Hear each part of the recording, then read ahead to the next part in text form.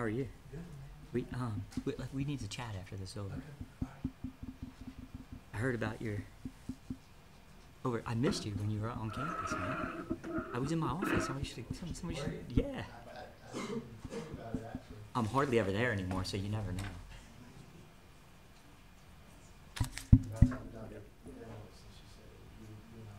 Yeah.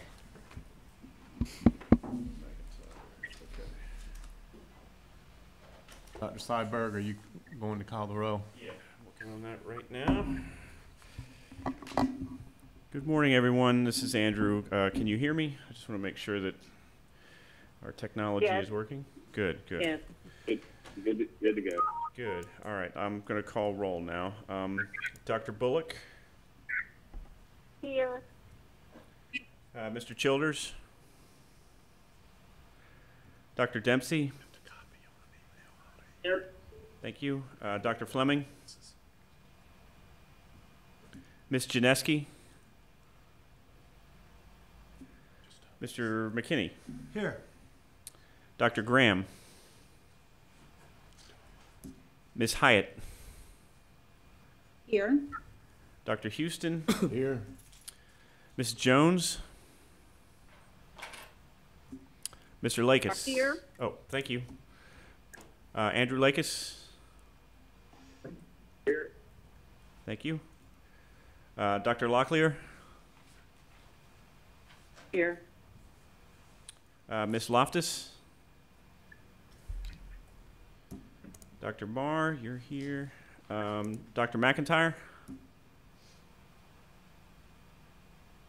I thought I saw her on the... She's listed in the meeting, but not maybe. Yeah. You might not.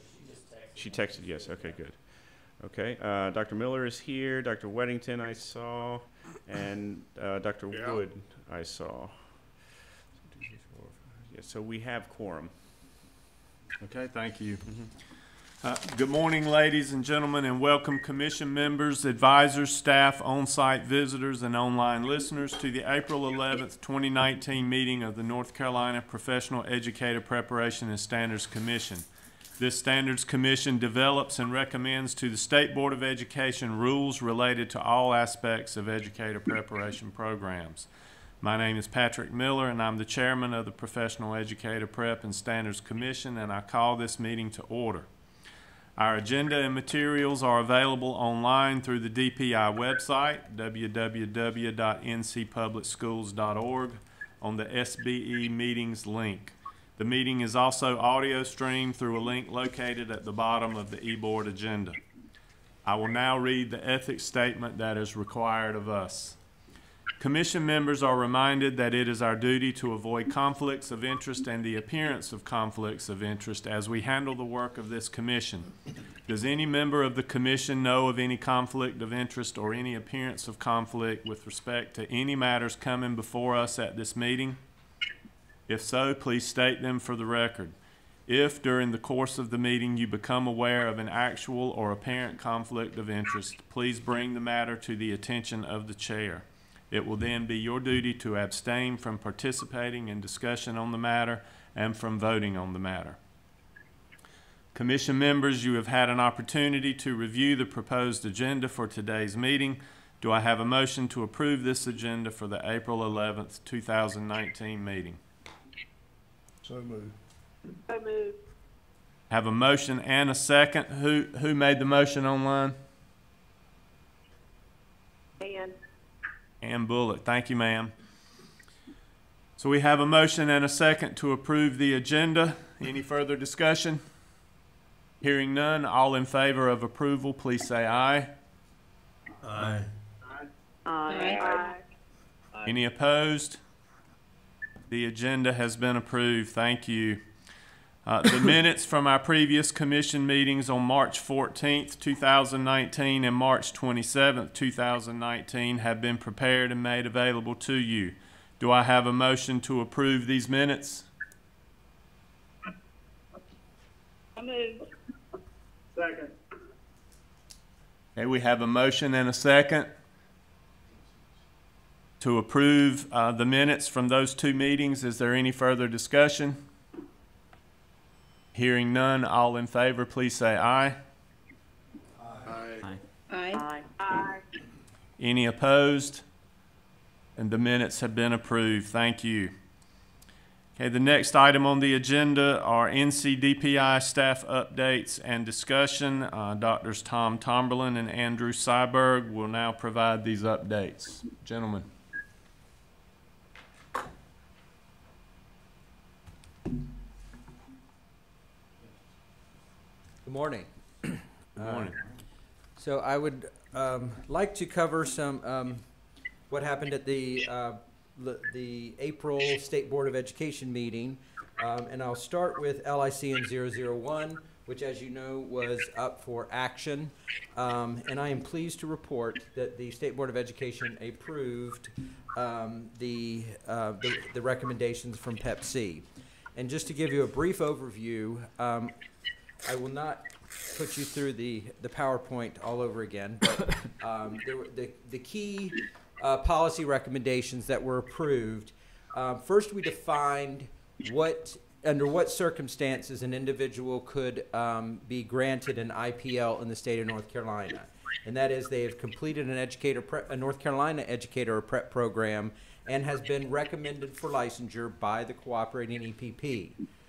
2, the candidate holds a residency license and has been recommended for a professional license by the cooperating EPP.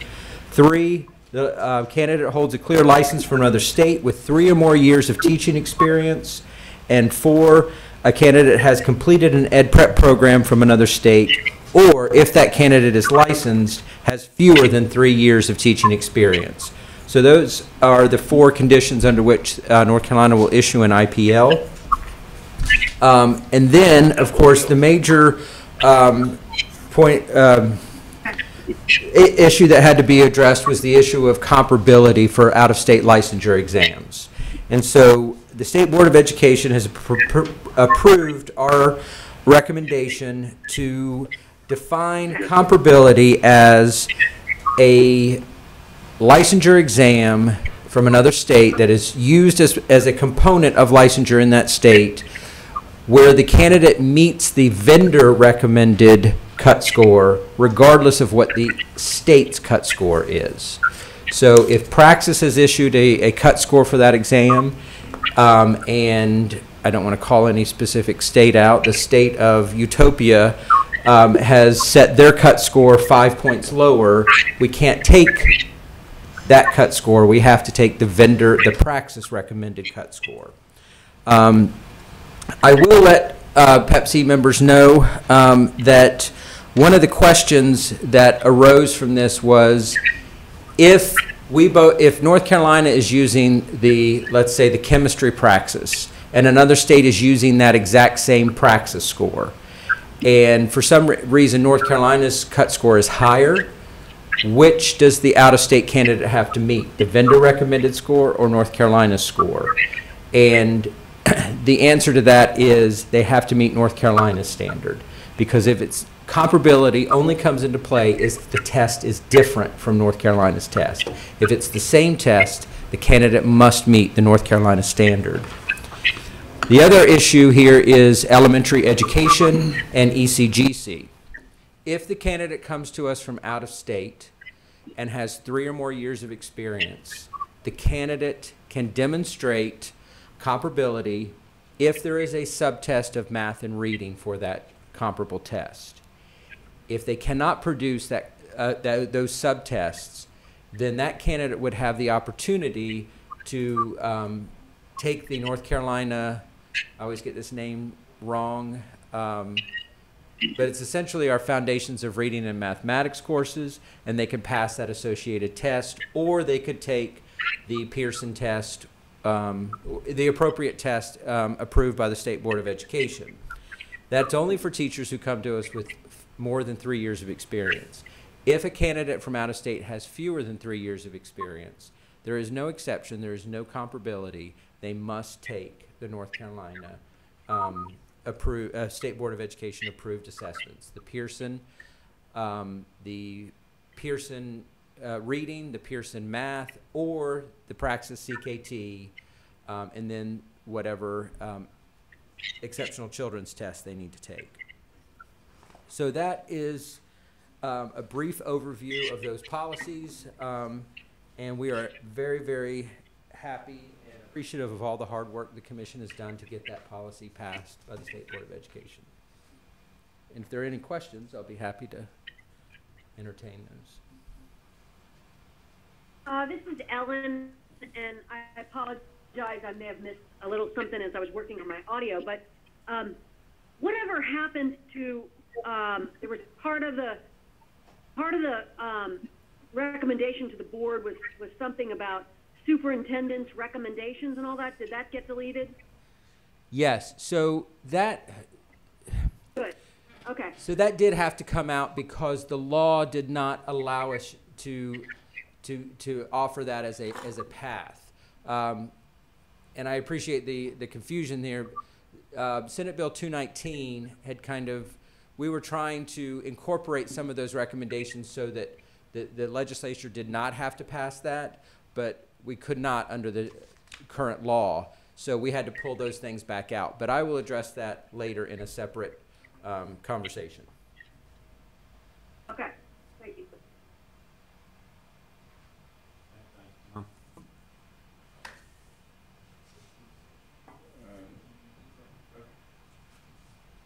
Morning, everyone. This is Andrew again.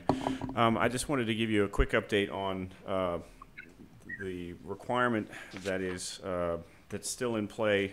It came out of House Bill 986, and it has to do with creating a dashboard for EPPs, an online dashboard, and essentially there is this requirement to take the reporting. As many of you who are on the EPP side of this commission, you are aware that annually I work with either you directly or your colleagues on the reporting side to meet the expectations of Title II at the federal level, and then state law and state policy to make sure that everybody is in compliance. Two of the pieces of artifacts that come out of that are a performance report and a sort of a report card. And the performance report you can think of as like a huge document that has a narrative component and a variety of things associated with it. And then the report card is sort of a snapshot,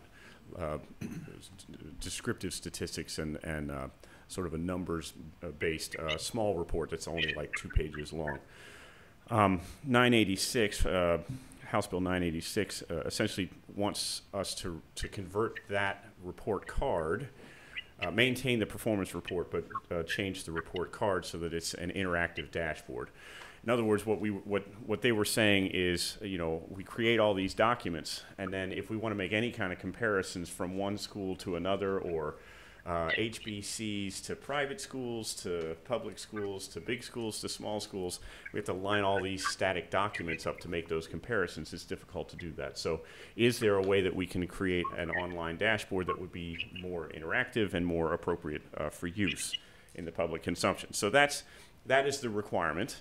And then Dr. Tomlin and myself have been working sort of behind the scenes to think about, well, that would be one thing that would be useful for the public, but it would be very helpful to have this as a broader conversation to include all of human capital, right? So that if we have a variety of metrics that we can look at, then there are even more stakeholders that this would be useful to. So you could imagine a dashboard that would have the capacity for an LEA to look at their recruitment strategies and the people they've hired in previous years and where they've come from and how they are effective in the classroom or not, and how that might affect their future recruitment so that they're using data to drive some of the decision making going forward.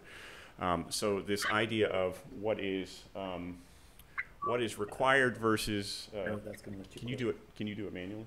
Okay. So yeah, so go down. It should be the next slide. There we go. So this idea would be that we would have this a dashboard that wouldn't just have this this component of interactivity for the EPPs publicly, but that it would have this this variety of data across the whole lifespan of the various stakeholders. and that some of this data would then also be useful from the public side of things as well as the private side of things. So what I mean by that, if you can go to the next slide, what I mean by that is sort of this layout here, that from the public side of things, and again, what is expected in law is that teacher candidates could use this data to drive the decision as to what school they want to attend. The general public can understand what's going on across the state in terms of production of pipeline. Lawmakers can look at it for accountability measures, and the NC Board of Education can use that to drive supports and also leverage best practices publicly. But there's a variety of data that would be helpful to the institutions that would not necessarily be helpful publicly because maybe they're small sample sizes or they're a variety of data that just could be useful for school improvement planning. And so to have different lenses coming out of this dashboard would be helpful, both from the EPPs in their school improvement planning, as well as LEAs and how they deal with their recruitment. And also to be more specific about targeting supports and dealing with reporting and accountability from DPI's standpoint. So this is where we're trying to go. And as we move forward here, the basic timeline on the next slide, if you could move down one there. Thank you. So there's two things that are happening. One is on the system development side, the nuts and bolts of how we build this thing, and then the other is on the policy development side. Everyone on the commission needs to be aware that there are two subcommittees that are working behind this, the larger commission. One is working on the accountability model, and one is working on the sanctions model. Now, the law has been very specific about many of the components associated with that, but there is some room for the commission to be thoughtful about what measures, in addition to what is required in law, should be in place. And what kind of supports should be in place associated with sanctions, not just the raw, these are the various levels of sanction going forward. Question? It's supposed to be 19, right? Yeah, I'm sorry. All of this should be 19, sorry. So I think we have an old slide deck that's up there. But essentially, all of this is for 2019 instead of 2018. Sorry about that. And we'll make that correction and get that posted. So yes, Dr. Are Houston. you on schedule? We are on schedule, yes. So we are on schedule. We were planning on bringing the subcommittee work to the broader commission this month. We came into some additional information that we want to make sure that is included. So we're going to have at least one more round with the subcommittees in the coming 2 weeks, and we will be bringing that next month. So that you all have some clear understanding of what has been going on, so that you can consider any recommendations that would go to the board. On the system development, we started in February aligning all the incoming data. Needs to be SEDS compliant, which is basically the language that folks use in the IT world that is common education data standards, so that everything that's coming in is going to talk with our infrastructure here in the department, and then that will in turn talk to all the structures that are going to be built moving the data out to the public. And that stuff is ready to go. Our next steps are to finish our contracts with a potential vendor, and get that working so that we can start to build the dashboarding, and then ultimately get a variety of stakeholder support in that. And that's going to happen simultaneously while I'm collecting data from the EPPs. For those of you who are familiar with that process, the time frame won't change on that. So I'll start asking for the various data points that I need in the coming month, probably end of April, beginning of May, and we'll give you 6 weeks to start working on that. And then ultimately, all of this will come to a head at the November Joint Legislative Education Oversight Committee, where we will present ideally the sanctions and accountability model, as well as some examples of the dashboarding capacity, so that they have a clear understanding of what's been designed. So when we think about this going forward, Again, this is what is obligated in law. The ideal side, know that we are working diligently to come up with some additional funds outside of what is required in law. And by the way, the law has not appropriated any dollars towards this activity. So we're working within the department to come up with the dollars. We think we have a strategy in play for the obligation, which is the basic dashboard. But the human capital dashboard, we are talking with a variety of philanthropic organizations, and we hope to have some additional resources to bring to bear to that going forward. So our next steps would be then to think of this as a staged approach, that we would set up what is required in law here in 2019, and we would design it in such a way that we could modularize the other components of the human dashboard and try and get that up, the complete human capital dashboard, the following year. So that's a little update on that. Are there any? Oh, go ahead. Andrew, Yes. Can you show that the wonderful slide that, again, the previous slide that has the internal, that one, yeah. Mm-hmm. Yeah, hold on just a second. Yeah, so again, the top half, you could envision the top half as what is expected of law, and the bottom half is what is would be ideal. You know, if we could build the whole thing the way we're envisioning it, it would have some secure data access points that the EPPs could leverage in meaningful ways, as well as HR at the LEA level. This is really helpful. I think that bottom half of the picture there is just going to be a real contribution. So how will the top half differ from what the UNC system has with staff?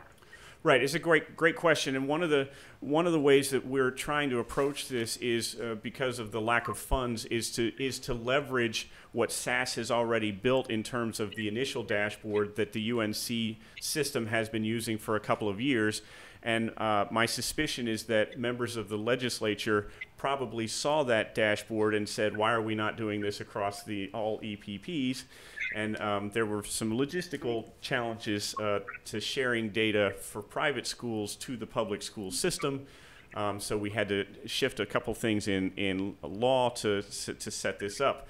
But you are correct. The anchor points and sort of the underpinnings of this dashboard, if we go the way it's currently headed, would be leveraging that initial dashboard that UNC has built. Now, there are different data points that UNC chooses to share on their site versus what we are going to be obligated to share and what we might share on the public site that is for all institutions. And so you may find that UNC's dashboard might have different data points on it. But in terms of the functionality and the telescopic nature of how you can move in and out of data points is certainly the core objective and likely the underpinning should we choose to use SAS, and that would make sense because it's the most cost-effective way to start with somebody else's system instead of starting from scratch. Yeah, absolutely. Thank you for that. And I do think as we progress through this, if we could revisit periodically so that if we could have input on what some of those metrics should be that are included, that would be great along the way, because a lot of groups around the state are working on what should be metrics around EPP. So that would just be terrific. Thank you. Yeah, most agreed. I'll definitely will be leveraging stakeholders from EPPs across the state. As we get to that point. There's obviously some important data points that could be leveraged that would satisfy national accreditation standards and expectations. So we certainly want to try and honor those wherever we can. So those kind of things are in the near future once we secure the funding, secure that the system is up and running, and we can start to populate it in meaningful ways. So yes, look towards that in the coming weeks. Any other questions about the dashboard? I think I need to hand it back to Dr. Tomberlin for a quick update on what's next on that. Driver's ed. Yeah. So At the April board meeting, the policy recommendation for safety and driver education licensing was discussed. That was the board was very pleased with the presentation provided by Dr. Kim Evans and our consultants, Carl Long, and other consultants. And just to recap, this offers a pathway for certification in driver's education that does not involve the DMV. Currently, there are no EPPs offering this as a licensure area, and it was only accessible through the DMV. And so this provides the opportunity for LEAs to work with DPI to provide coursework and training that would lead to licensure. Again, the policy was very well received and very much appreciated.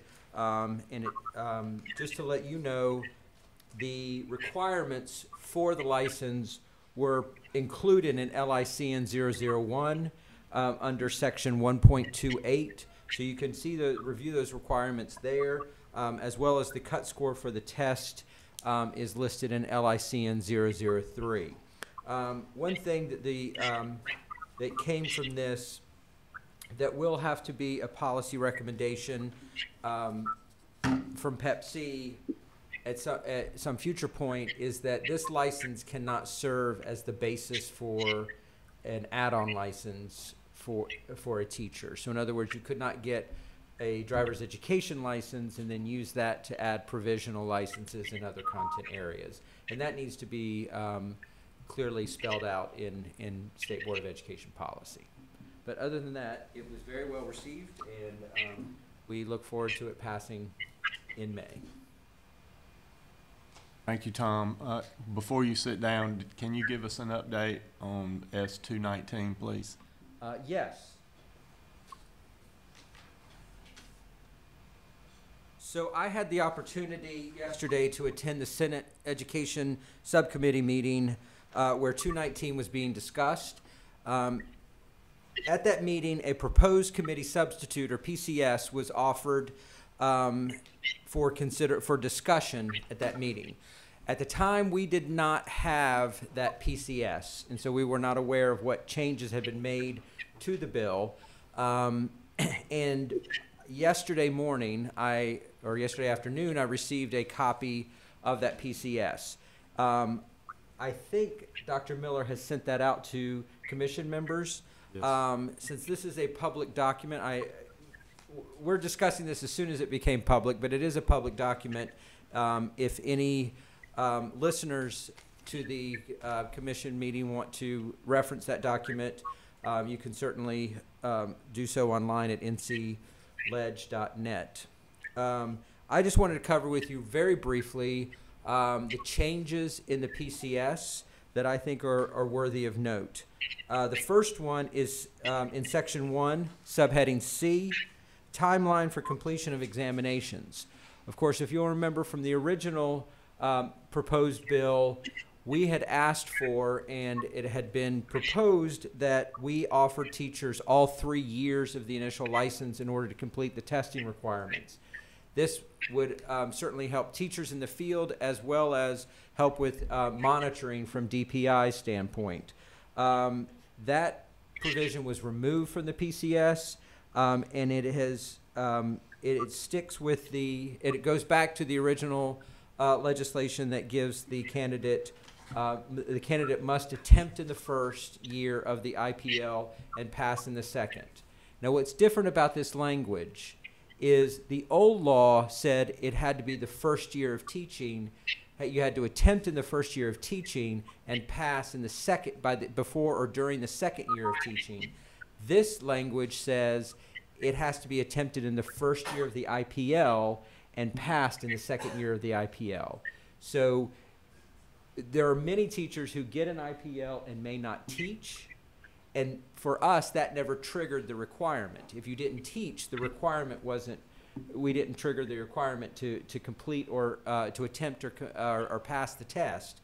This language changes that to, once you're issued the IPL, you are on the hook to attempt in the first year and pass in the second, regardless of whether you're actively teaching in the state of North Carolina. Section D, monitoring compliance.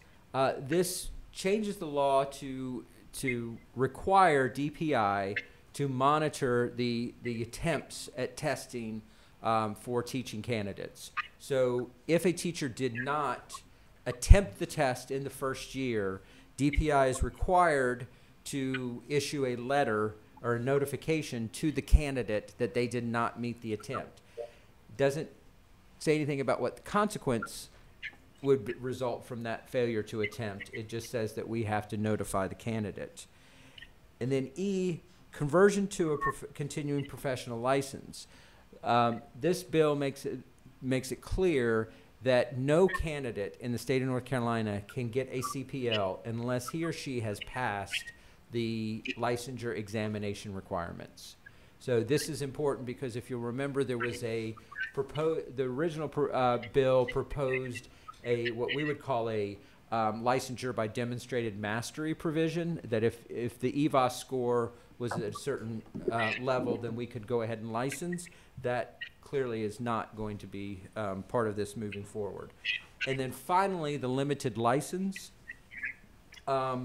This is the provision that was there with the affidavit. We often refer to it as the superintendent's affidavit. The limited license is a 3-year renewable license, and it can be issued by a local school board or local school administrative unit. Let me correct that. Charter schools would be able to avail themselves of this, and it can be issued by that school board or the board of directors of that administrative unit under certain conditions. One, the individual had to have held an IPL and could not meet the requirements for a CPL. Now, this is very important this is a very important distinction because of the residency license.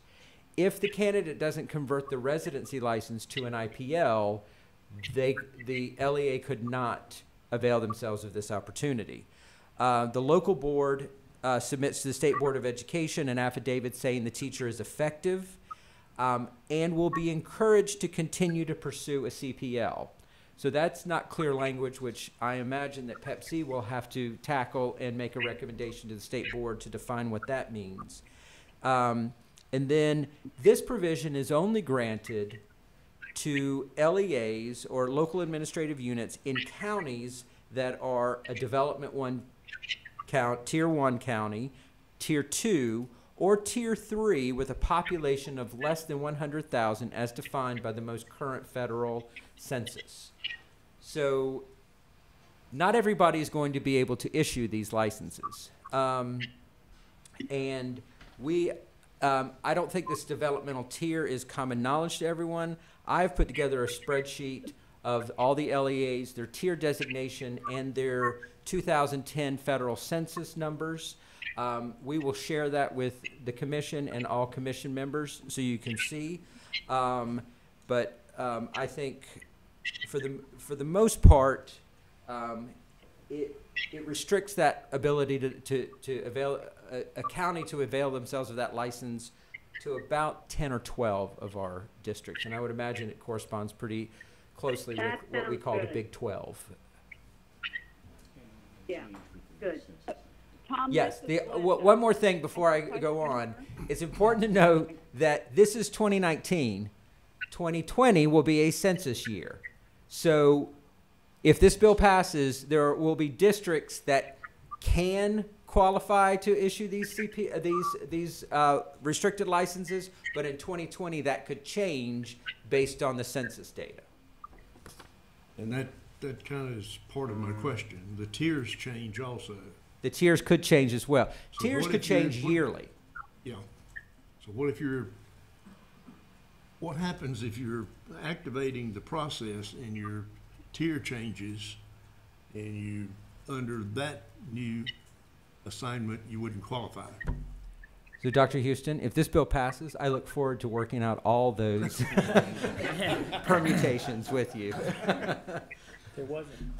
This is not addressed, right? No, it is not addressed. We would have to fill in the pieces of that as a recommendation to the state board. I probably my term will expire by then, so good luck. It also says that it's renewable, the 3-year renewable IPL. I assume it's renewable more than once. It is renewable without, this came up in the committee minute, another senator asked this question, and Senator McGinnis's position was that, yes, technically it could be, one could be on this type of license for an entire 30-year career. So in effect, this is very similar to what was in the original bill and the affidavit piece. Yeah, they've put a little structure around it, but it's not Few more very parameters. different. Yeah. I think Mrs. Jones had a question. I'm sorry, Patrick, I didn't hear you. Patrick, what did you just say it was similar to? Said that this particular section of the committee substitute is very similar to the affidavit section that was in the original Senate Bill 219, just with a few more parameters around it. It would essentially do the same thing. So, Except Cabarrus is probably one of the counties that are Tier 3 with population more than 100,000. And Mrs. Jones, we'll get that list out to you as soon as we can. may I ask a question, Absolutely. Tom? Yes, ma'am. All right, you kept saying something about the local board would be issuing the license. The actual language says a limited license shall only be requested by the local board of education. So we're not issuing the license. We're actually requesting the license based on those tiers that are built into this language if this Senate bill gets passed. Is that correct? That is correct. You are not issuing the license. The State Board of Education will still issue the license, the restricted license, the limited license, I'm sorry. But the request will come from your local Board of Education or Board of Directors to DPI, with the superintendent and the current principal signing the affidavit. So the three, and I'm sorry, I just have one more because I don't have that list. Do we? And I think you referenced the list, and I apologize, I'm having a difficult time hearing, but the Tier 1, Tier 2, and Tier 3 list, where do we access that? So, it has to be pieced together. I have done that for you. I did it this morning, so I apologize for not having it to you right now. But we will send this out to you as soon as the meeting's over. It is so the Department of Commerce establishes the developmental tiers. That is determined annually, so that can change from year to year. The census data I pulled from the Federal Census Bureau and put these two things together so you can see. I've also put together their projections of population from the 2010 census out to, I think, 17 is the last year we could see. So hopefully that will give districts a sense of, if they continue on population growth, will they probably not meet the, if they'll exceed the 100,000 if they are a Tier 3.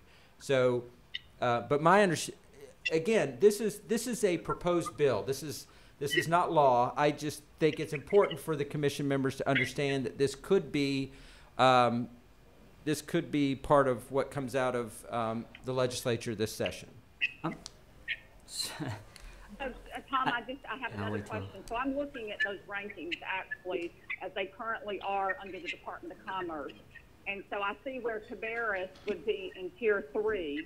And if that stays consistent right now and this Senate bill is passed, how I'm interpreting this is that Cabarrus County Schools would fall under I'm trying to connect that with what Patrick said earlier, that our local unit would be able to request a license for teachers based on that affidavit and the fact that we fall in Tier 3. Is that correct?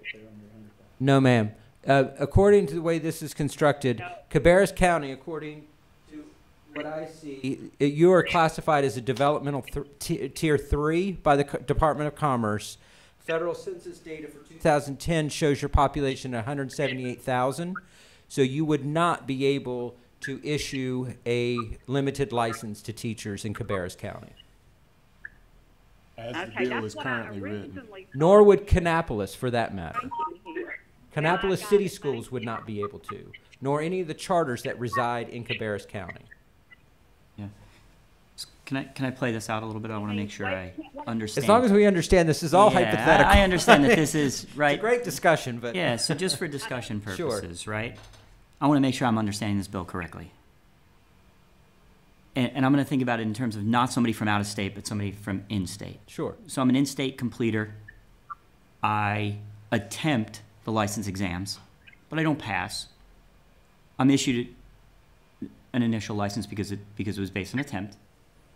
I then, in 3 years, fail to meet the testing requirement because I still don't pass. Right. And I may or may not be effective. I don't know, right? And I'm in a district that's a tier 4. There is no I'm tier not 4, re- but go I'm, ahead. I'm not renewed, Okay. right? But then I could go to a tier 1, 2, or 3, be issued one of these licenses, teach in perpetuity. So I understand we have a shortage. I understand that these districts may have the greatest impact. But I worry a little bit that the message that we're going to send is teachers who are unsuccessful in passing these exams could then go and teach in perhaps vulnerable districts and with vulnerable populations of children in perpetuity on this license. I just want to make sure I'm understanding the bill properly, and that's one of the potential pitfalls of this. I think that is one of the considerations that Pepsi would have to consider in constructing a policy to recommend to the board to safeguard against that. Thanks. All right. And again, just a reminder that this is just a bill, but we will be monitoring it very, very closely. So thank you, Tom, for that. At this point, we're pleased to welcome Julie Cole. She is the Associate Vice President for P12 Strategy and Policy with the University of North Carolina System. She's going to present on the work that the Educator Preparation Advisory Group has done for accountability. Good morning. Thank you, Chairman Miller. Can you hear me? Online. Grateful to be here this morning and excited to share about the work that the Educator Preparation Advisory Group has been engaged in over the past several months. I thought I'd give you some quick background and on what the advisory group is, where it came from, and then dive into the goals and strategies and metrics that the group has just unanimously approved. I think you all know that the UNC, the 15 educator preparation programs within the UNC system make up the largest single source of teachers for North Carolina public schools. And you also, I'm sure, know that research consistently demonstrates that our UNC graduates are among the top performing teachers in North Carolina public schools and those most likely to stay in the profession. So while we think about, you're part of Pepsi's charge to hold all educator preparation programs to high standards, is really the very most important for the state. We challenge ourselves and our educator preparation programs within the UNC system to push the edge of what's possible to really best serve our public schools and our public school students. So that's what this work is grounded in. Thank you. Okay. So in 2017, the System Office commissioned a report, which many of you may be familiar with. It was called Leading on Literacy, designed to look at teacher preparation within the UNC system. It identified several opportunities for improvement in teacher preparation in UNC system institutions, and also several ways that the System Office could better support EPP leaders and faculty. So the Educator Preparation Advisory Group came out of that report. We're structured actually very similarly to Pepsi, and we share several members. We are 50-50 split between public school representatives and higher education representatives. Our co-chairs are also represent that split. So Ann Clark, former superintendent in Charlotte, Dr. Anthony Graham, who's provost and vice chancellor for academic affairs at Winston-Salem State, former dean of education at North Carolina A&T, also a Pepsi member, Dr. Marilyn Shearer, Provost at UNC Wilmington and former Dean of Education at East Carolina University. And then our membership similarly represents that split between public education representatives and higher education representatives. Dr. Marr is also on the advisory group and Pepsi, and Dean McIntyre from UNC Charlotte also in the advisory group and on Pepsi. And that overlap provides us with a great opportunity to ensure that our work, looking specifically at UNC system institutions, is aligned with the work that you're doing here at Pepsi. So I'm glad to be standing here, but I will welcome Dr. Marr and Dean McIntyre. I don't think Dr. Graham is on the line, but to weigh in on this, because obviously it's their work. So we will, unlike Pepsi, we will not, the advisory group will not exist as a regulatory agency in perpetuity. Our charge is actually pretty distinct and finite. The group is charged with developing goals for teacher preparation across the UNC system, for prioritizing strategies to help accelerate improvement toward those goals, and then defining oversight and support roles for the UNC system to help support and share information about the work that results from this. We began this, I won't talk about this whole process, but we began last summer building out the membership under the leadership of our co-chairs.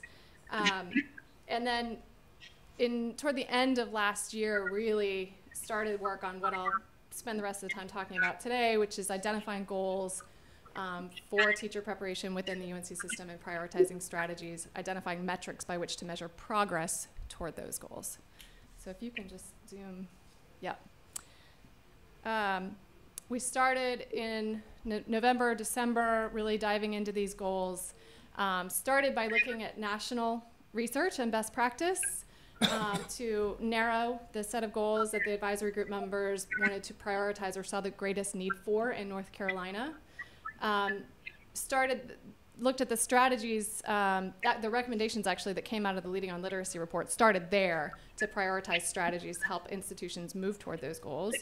And then the group wrestled with a fairly large set of potential metrics by which to measure progress, of the full realm of possibility about how we would measure whether or not we're meeting these goals, and then really prioritized within that based on what institutions are already required to report, the data we're already collecting, and honestly the metrics that are under consideration by this body, by Pepsi, and by other policymakers. So that's the process that sort of guided where the advisory group landed.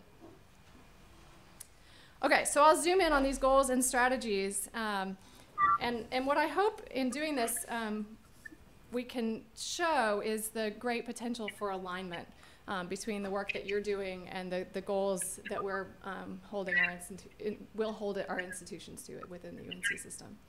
So the goals that the group wrestled with really fell into these 4 big categories.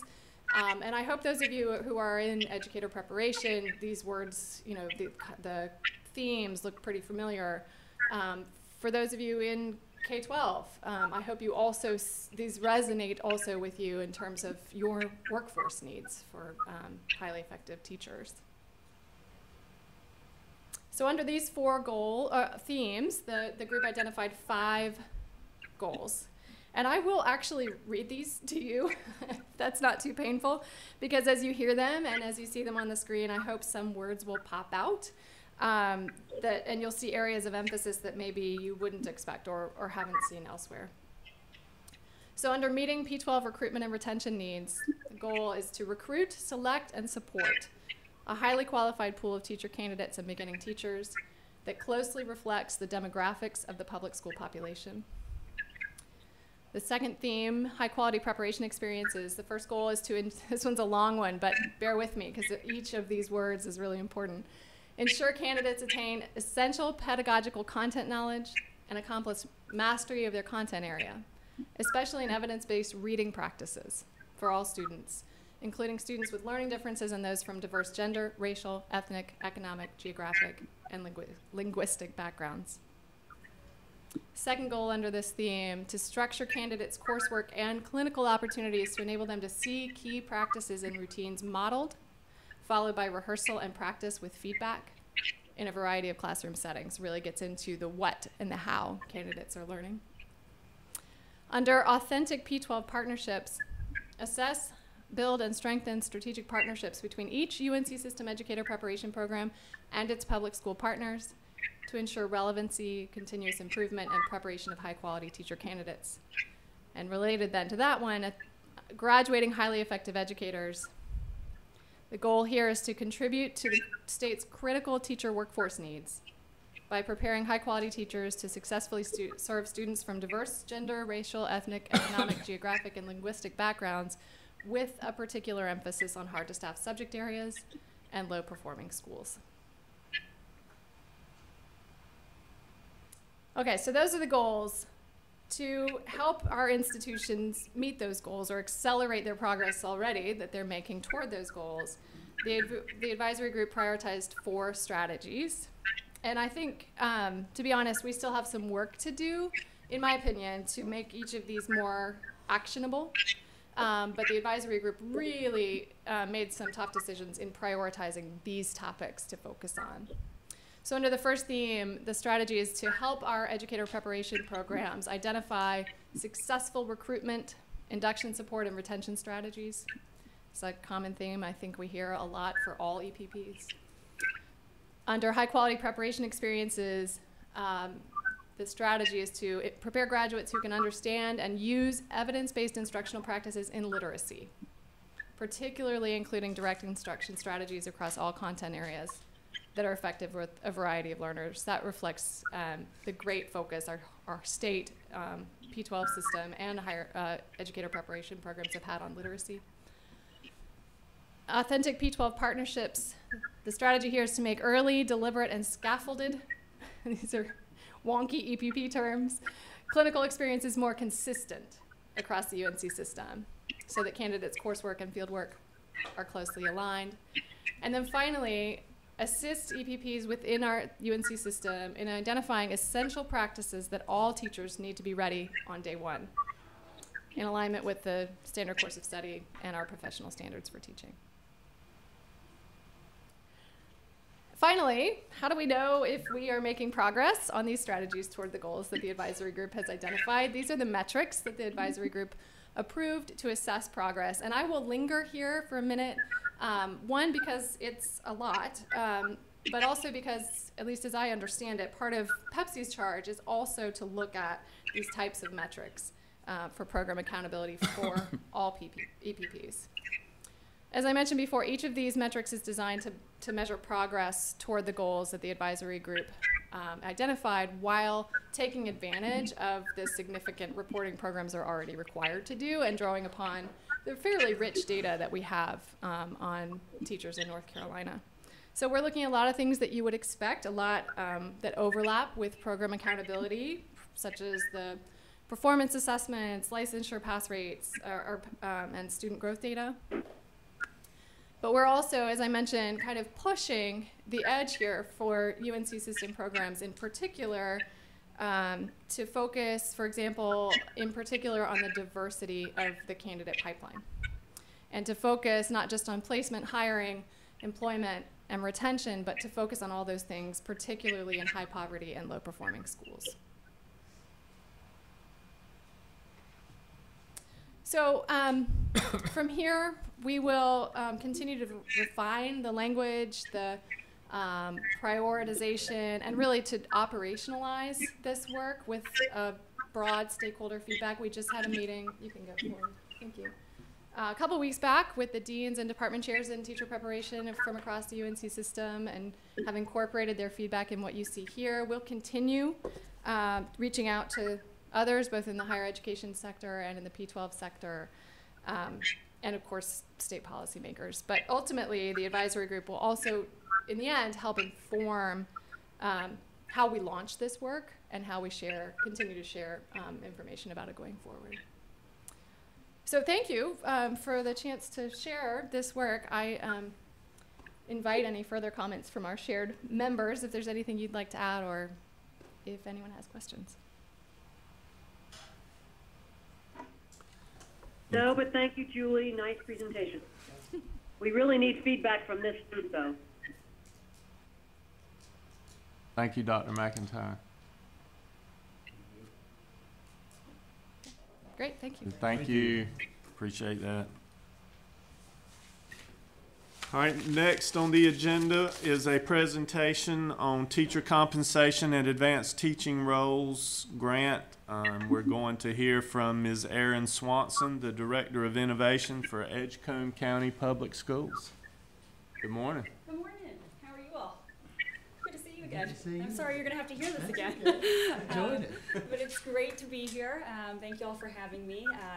As mentioned, I'm Erin Swanson, the Director of Innovation for Edgecombe County Public Schools. And prior to this role, I was a principal in Edgecombe County, an assistant principal in Halifax. I'm the Executive Director of Teach for America for Eastern North Carolina. And so all of my work has been in Eastern North Carolina. And I have to say that this, I think, is one of the most exciting pieces of work that we've had a chance to do in our region over the past several years. So very excited to share with you a little bit about our advanced roles work. As this is pulled up, I'll just share that we are partnering with Public Impact in this work. So if you're familiar with the opportunity culture model, then you probably have some familiarity already with what's happening in Edgecombe County. We're really excited about the chance to partner with them. We're going on our third, well, this is our third year. We'll be going on our fourth year of that partnership. And that's been facilitated by the funding that we received through the Advanced Roles and Teacher Compensation Model pilot. So I'm very grateful for that support from the state. So just to share a little bit about the work that we're doing in Edgecombe, you can go forward if you'd like. So this is the vision for our scholars. We have spent the last 2 years really working with stakeholders across our community and asking the question, you know, what is it that we want for our Edgecombe County Public Schools graduates by the time they're 25 years old? And so this has been a really rich conversation. We've gotten a lot of input from students and parents and community members and educators. And ultimately, we've condensed all of this feedback into this statement here, which is that all of our ECPS scholars are going to graduate prepared to design their futures, navigate change, and make the world a better place. So we're really excited about this. I think we're, as a community, very inspired by this and this opportunity. But we realize that right now, in many cases, our schools are not designed to make this happen. Right? We're not positioned right now in Edgecombe County, and I know we're not alone in this, to truly create world changers, right?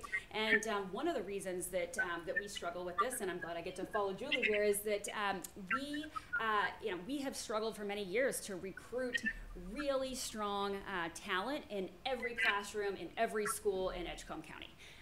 Again, I know we're not alone in that, but that's something that over the past several years we have really worked hard to determine, how can we ensure that there's an excellent teacher in every classroom, that all of our scholars are being reached by excellent educators.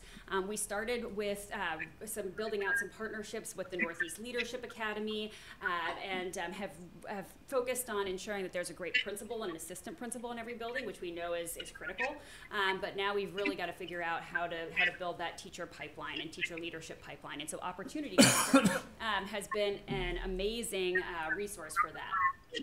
So just to go a little bit deeper into the challenges that we face, and again, I know many districts face, this is still a pretty typical model. Actually, it's not so typical anymore, but up until the last couple of years, this has been more or less how our schools have been designed. We've had one principal there up at the top.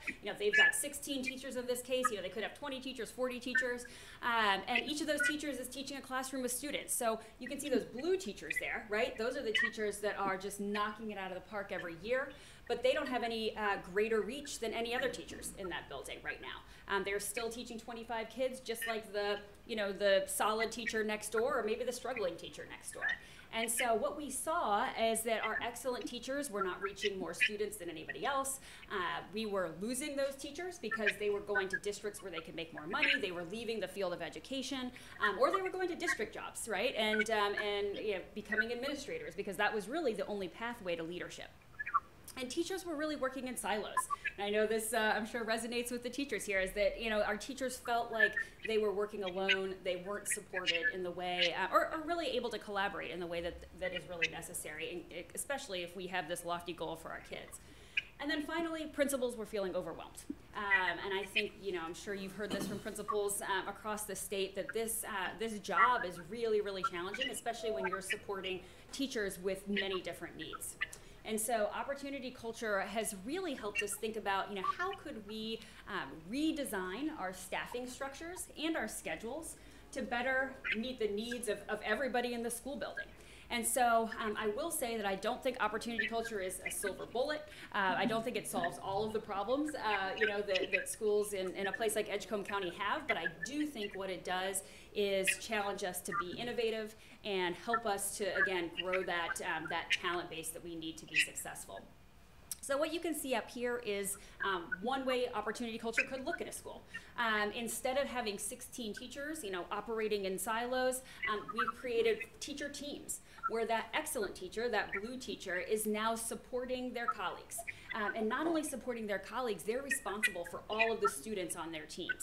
So if there's 100 students on that team that's on the top left there, that what we call multi-classroom leader, or that blue teacher, is responsible for the outcomes of all of those kids. And all of those teachers are working together to make sure that that happens. So in this new model, students are gaining access to excellent teaching. They are all teachers have the opportunity to advance, and they don't have to leave the classroom to do so. Teachers are getting the support they need, and our principals love this, right? Because now all of a sudden their jobs have changed. They're not trying to support 16 different teachers anymore, but instead they're coaching coaches, right? They're coaching those teacher leaders to be more effective coaches. So as we've implemented this model, we have worked again with public impact, and we have used the opportunity culture principles to guide our work. And so we have a district design team that has set some parameters for this work. But I think what we really love about this, and what originally compelled myself and our superintendent to get on board, is that this work is very site-based. So the principals at each school select a design team, and it's that design team that decides what model they want to use at their school, and how they want these roles to look, what their staffing structure will look like, what their schedule will look like. We're not telling them you have to have this role or that role, and you have to do this in your schedule. That's their decision, and we think that's really, really important. So you can see, nope, that's fine. These are the principles that, again, our district team and our principals will use when they're engaging in the design. So this just gives you a picture of what opportunity culture looks like in Edgecombe County Public Schools right now. So we are in our third year of working with public impact. We're in our second year of implementation. So we have 3 schools that we piloted this in. We started last year at North Edgecombe High School, Phillips Middle School, and Coker-Wimberley Elementary School. All 3 of those schools are restart schools. They were persistently low performing. They made up what we call our own in-house innovation zone. And we felt like if we were going to innovate in that area, we had to do something first to make sure we had great leadership and great teachers in that area. And so we started in those 3 schools. This year we've expanded to 5 additional schools, all of the schools in our Tarboro City area. And then right now we're in the design process for 5 more schools. And so that will round out our whole district. By the end of this year, all schools will have been through the design process, with the exception of our early college, because they have obviously a different model. So what you see here is 8 schools engaged in opportunity culture right now. The 3 roles that our schools are primarily choosing for their model are the multi-classroom leader, expanded impact teacher, and reach associate roles. The first 2 roles are for certified staff members. So an MCL is similar, I know you're familiar with instructional coaches or facilitators. It's a similar type of role, but with a lot more teeth in it, right? So in this case, a multi-classroom leader is really responsible for supporting anywhere between 1 and, in our case, 4 teachers in a specific grade level or content area. So you can see over on the right side here, MTSS, math, science, ELA. So those teachers or those multi-classroom leaders are supporting teams and really going deep with those teams in a way that's difficult for an instructional coach to do, because oftentimes they're trying to support 16 or 20 teachers at a school. So in this case, that multi-classroom leader is doing whatever it takes to grow the teachers and students in those classrooms. And that's their goal. And again, they're held accountable for that. Their EVOS data is the EVOS data of the teachers on those teams. So there is some real, there's a real stake in this for the multi-classroom leaders. Right now, we have 11 of those in Edgecombe County Public Schools right now. They are doing some phenomenal work.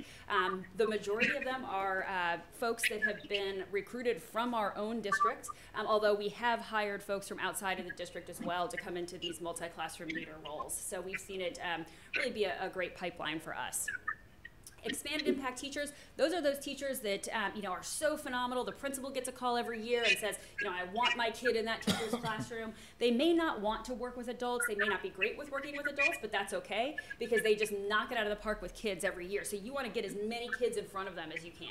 And so those are our expanded impact teachers. You can see we've got 4 right now, primarily in math and science. And then we also have an expanded impact teacher at our School of Innovation. We're running a pilot right now with 38th and 9th graders as a micro school out of North Edgecombe High School. And the model is really focused on helping kids find their purpose, their passion, develop resilience. They're spending a lot of their days engaging in interdisciplinary design projects that they're actually designing themselves. And so we have an expanded impact teacher that is supporting a lot of that work, and that's been really successful.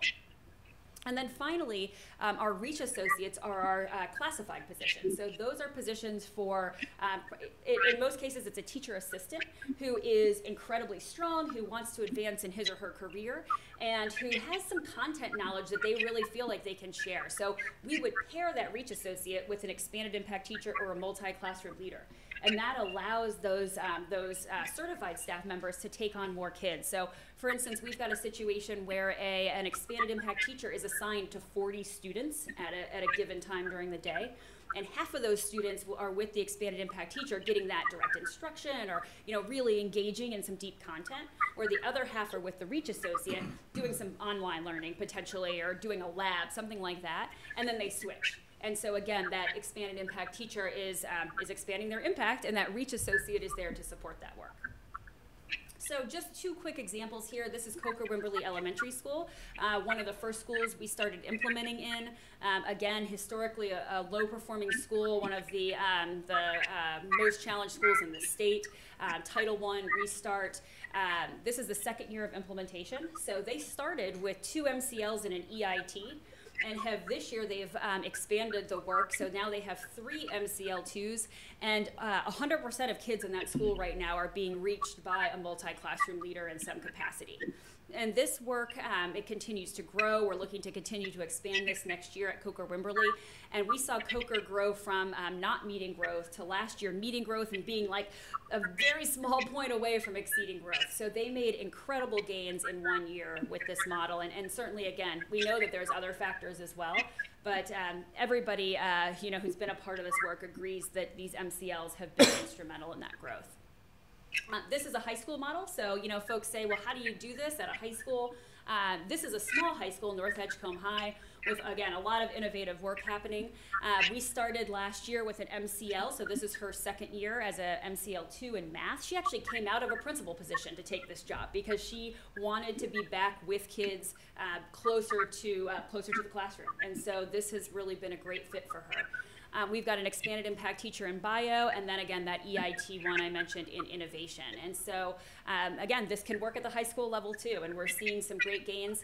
North Edgecombe has exceeded growth for the 2nd year in a row and is now a C school. And so that's again tremendous gains for our innovation zone schools. So again, I've hit on some of these already, some successes and some challenges. We've seen growth already. We just have 1 year of data, so I wish I could report more. But hopefully at the end of this year with our Tarboro schools, we'll be able to share more about the gains we're seeing in student achievement. Teacher retention. So again, for us, that's huge. The Innovation Zone schools, it would not be unusual for a school to start the year with 3 or 4 vacancies and for us to have a long-term sub in a classroom for an entire year. We've got kids right now in our 8th and 9th grades at Phillips and North that did not have teachers for 3 years at the elementary school level. So you can imagine just the deficits that those students have in their skills. And so what we're really excited about is right now we only have 1 vacancy in the entire Innovation Zone. There's a teacher that retired, and so we are very, very excited that we have seen many fewer vacancies. Those classrooms have great teachers in them, and those teachers are being supported by multi-classroom leaders. Principal satisfaction, principals are excited because this for them allows them to distribute their leadership in, in a different way that they've found to be, very satisfying and much more effective. And then I think those bottom two bullets, as a director of innovation, I'm really excited about, because we're seeing this work, not just have impact, on the teams where there's an MCL, but really throughout the school. I mean, this is transforming school culture, because now teachers are much more, the work is deep, right? They're really digging into data. They're really much more open to coaching and to, engaging in these improvement cycles. And that type of work is spreading throughout the school. We also see this as a catalyst for innovation, because this is, a way you can kind of dip your toe into doing things differently in a school. And now once people have seen, like, oh, this isn't so bad. Like, we don't have to do things the way we've been doing them for the last, 10 or 20 or 30 or 100 years. Like, we can actually do things a little bit differently, and the whole world isn't going to crash down around us. And so I think that's really been positive for us in Edgecombe County as well, that culture piece. Some challenges, still, while recruitment has improved, it's still a challenge. I would love to have a much deeper pool of candidates than we have. So we're still working on getting the word out outside of our district to surrounding districts so that we can deepen that pool. Funding for non-Title I schools. So one thing we haven't talked much about yet, we'll talk in a second, is that our goal is to fund these positions, these salary differentials, within our regular budgets. So we don't want to use the grant funding for the salary differentials, because we know that's not sustainable. And so our Restart schools and our Title I schools are able to do this more easily than our non-Title I schools, because they do have that additional flexible funding that they can use. And then finally, we're still trying to figure out how we can apply this model to EC and CTE, those positions where there's less flexibility in terms of how we can use our funding. So, again, to speak a little bit to the funding piece, we're primarily funding these roles in two ways. One is by trading in our O1 allotments. So we may have an allotment, we have, somebody might leave, at Coker-Wimberley, there's that person who retired, so that position is now open. We might decide we can create a schedule that allows us to collapse that position and still not have huge class sizes. And if we can do that, sometimes we're able to then create a multi-classroom leader position using that vacancy. So that's one way we're doing we're funding this work. Another way is using our Title I allocations.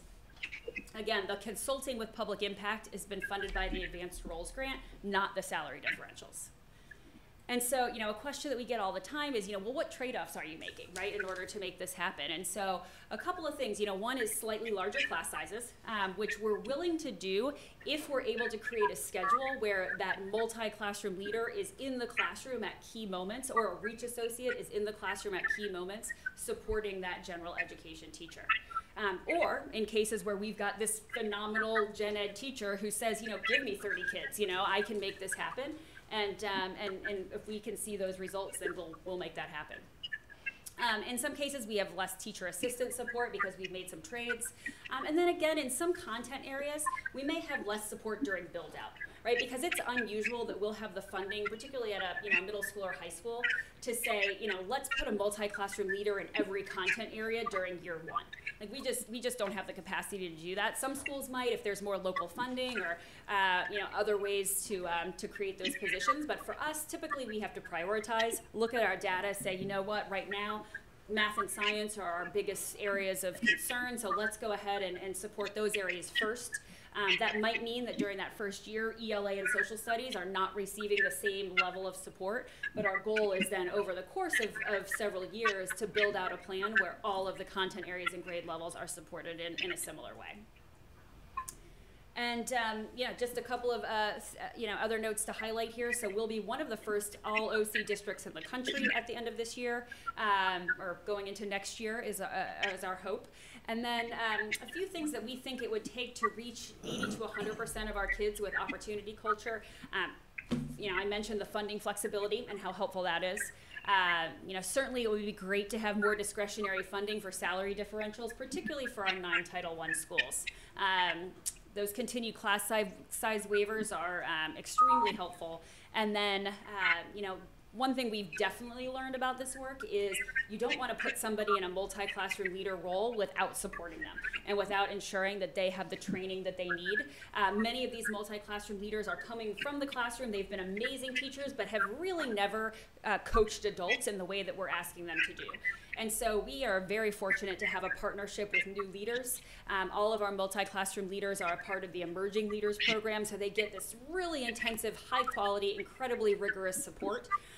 That's grant funded, so we're hoping we can continue to bring in some philanthropic dollars to make that happen, but we just find that that is absolutely critical. You've got to have that training and that support. So with that, I will stop, and I'm glad to answer any questions that I can. Yes, sir. Just one, how'd you make the determination as to who would be the multi-class leader? Yes, so the multi-classroom leaders Particularly go. at the secondary level. Yeah, so they go through a really rigorous application process. So there's actually a two-part application. They go to a district pool first, and we're looking for folks that have consistently made significant gains with students in the classroom, people who have had positive evaluations, folks that have had some leadership experience. If they don't have those things, then they don't make it into our pool. If they do, then they make it into the district pool, and at that point they go to the school level. And so principals then have the opportunity to interview those candidates. They go through actually a behavioral event interview, which is, many of you all have probably been a part of those. You know, they're asked questions like, tell us about a time when you have demonstrated, great perseverance in the past. And then they're rated on a rubric so that we can really determine, as you all know, like past performance is really predictive of future performance. So we can tell, do you have the dispositions, the skills, the mindsets necessary to succeed in a multi-classroom leader role? Great question. What have you seen this do to collaboration amongst teachers? Increase it significantly. Yeah, we have really seen, teachers are working together in ways that they were not before. So I'm thinking, about the example of the multi-classroom leader in math at North Edgecombe. So she meets each week individually with each of her teachers. So she supports all of them, with their planning, with their assessment writing, and then all of her teachers meet together twice a week as well. And so they're talking all the time, they're really working to design lessons together, to design assessments together. And that just wasn't happening before. There was not somebody to facilitate that level of collaboration and support. So there's no real competition then for these spots?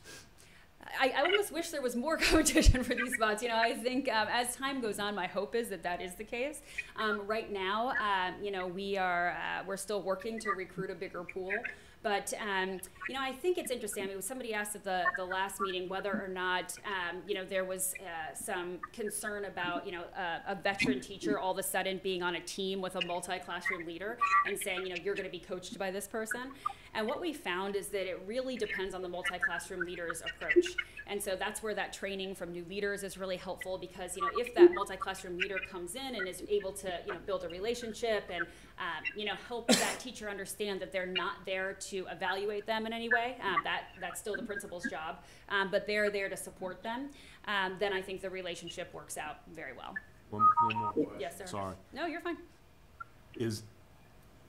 Let's take the faculty at North Edgecombe. Yes, is sir. everybody either an MCL or an EIT, or are there still just some regular teachers? Yes, there are. So the majority are still regular teachers, or as we call them, team teachers.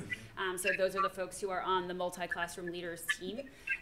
So at North Edgecombe right now, about half the staff is somehow involved in this opportunity culture work, and the other half is not yet, as we seek to continue to build it out. Thank you. Yeah. Do you think the long-term impact will, in terms of teacher recruitment, right? So, Yeah. so are you using this as a way to recruit Yes. new first-year teachers? Yeah. Because you reduce their load to some degree, Yep. right? Which we know is one of those leveraging factors to keep Yes. new teachers. Absolutely. Yeah, I think Absolutely. I'm really interested in that Yeah, aspect of it, the and- impact of new teachers. Right? Yes, I'm really glad you pointed that out. I think, we often talk about a teacher named Steven who's in his first year. He's a Teach for America teacher, so he actually came in, with a good content background, but not a lot of pedagogy beyond the summer training that he received. And he is supported by a multi-classroom leader who has, 15 years of experience in the classroom, and everywhere he goes, he just raves raves about the support that he gets, because he's really able to focus on things like, how do I take this lesson that that my MCL has helped me develop, and how do I really implement this in the classroom in a way that's going to engage all the students? So the things that he's not doing that most first-year teachers are doing, are analyzing all the data and putting it in spreadsheets and trying to create, groups, and, all those things that are so time-consuming and so important that he now doesn't have to do, because she's able to do that for him. So, yeah, that's a huge benefit. I can see fairly comfortable implementation of this process at the elementary level. Mm-hmm. I see a little more difficulty at the middle school. Mm-hmm. If you can make it work at the high school. Yeah. I've worked at all 3 levels, and that'll be the difficult one. It is more challenging at the high school. You're right. I think what we've seen is that the more creative the leadership is willing to be, the easier it is. Because I think it definitely can be done, and we've seen it happen at North. I think the principal and his design team is very innovative. They're willing to take some risks, and and they've reaped some rewards from that. But you're right. That is a little bit more challenging. I'm gonna come look. Yeah, please do. We'd love to have y'all. That'd be great. All right. Well, thank you all so much. And if you have any questions, feel free to reach out. And the invitation stands. We'd love to have you all come visit Edgecombe and see it in action. Thank you. All right, thank you all. All right. Thank you, commission members, advisors, and staff, for your preparation for today's discussions. I remind commission members that our next standing meeting will be held in this room on Thursday, May 9th from 9 to 12. We have now completed our meeting, and unless there's additional business at this time, I will ask for a motion to adjourn. So moved. Second. Have a motion and a second to adjourn. All in favor, please say aye. Aye. We are adjourned. Thank you. Aye. Hello? Yes, ma'am. Almost.